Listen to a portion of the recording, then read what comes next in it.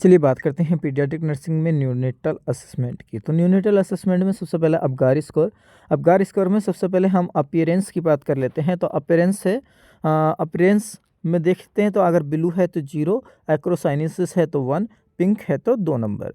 अगर pulse rate absent है तो 0 नंबर, अगर लेस देन 100 है तो 1 नंबर, अगर ग्रेटर देन 100 है तो 2 नंबर।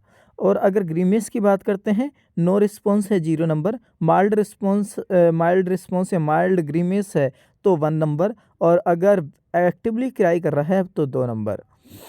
और एक्टिविटी की बात करते हैं तो फ्लैसिड है तो 0 नंबर, और मिनिमल फ्लेक्शन है तो 1 नंबर, और गुड फ्लेक्शन है तो 2 नंबर। और रेस्पिरेशन की बात करें तो एब्सेंट है 0 नंबर, और इरेगुलर है तो 1 नंबर, और रेगुलर है तो 2 नंबर।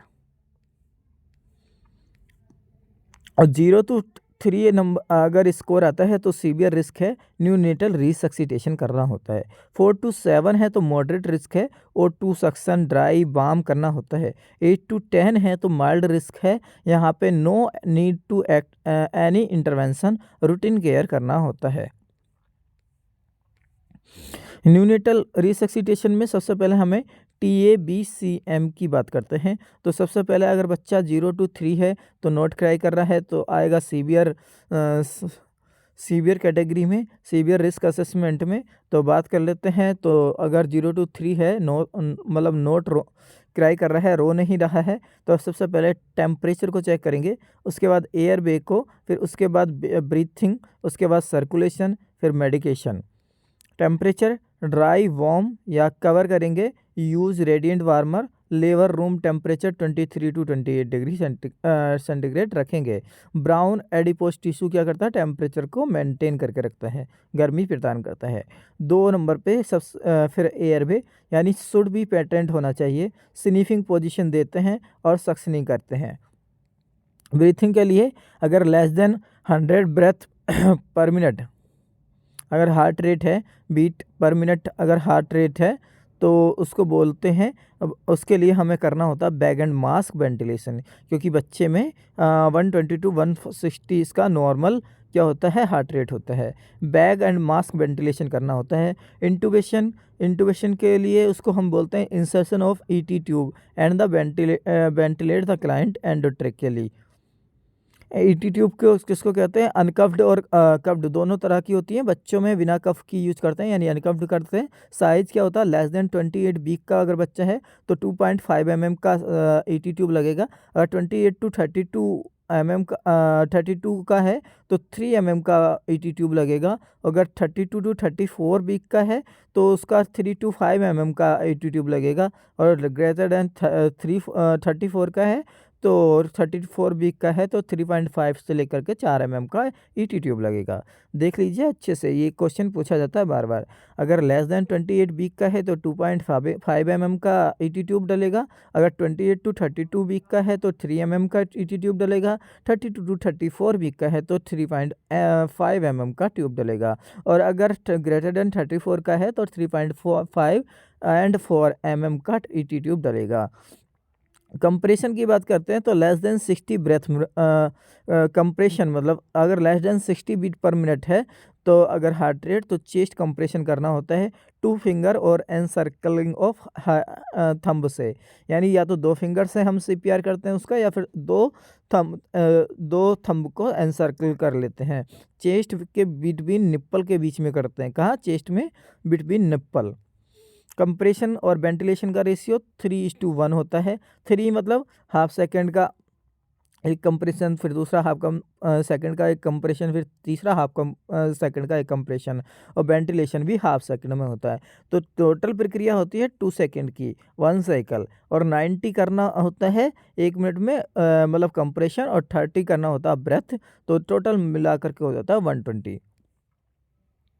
डेप्थ होना चाहिए half inch, minimum half inch मतलब डेप्थ होना चाहिए। मेडिकेशन की बात करते हैं तो ADR यानी एड्रेनलिन, इसका जो हमें कॉन्स्टिट्यूट यूज करना होता है 1:10,000 का यूज़ करना होता है।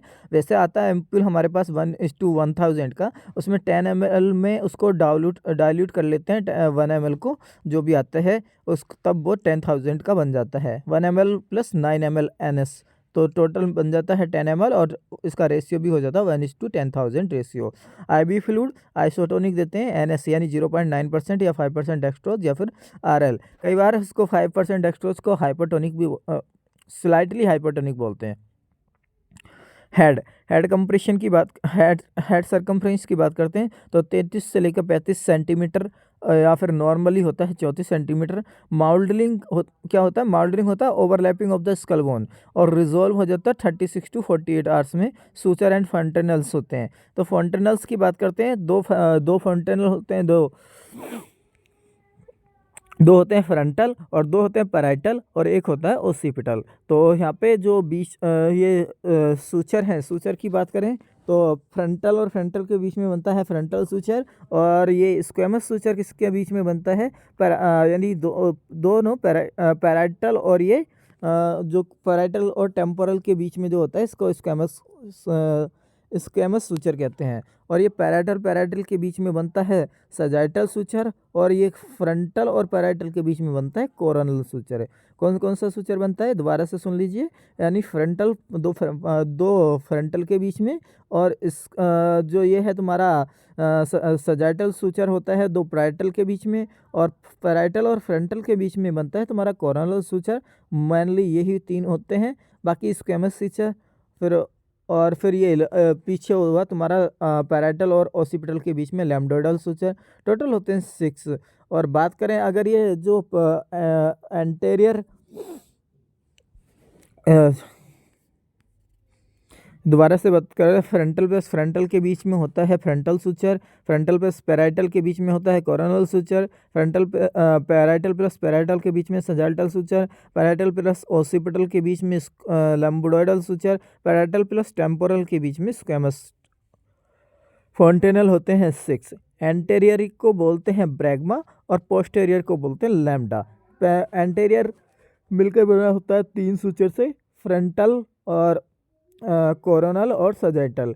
शेप होता है डायमंड, रिजोल्व होता है 12 से 18 मंथ में।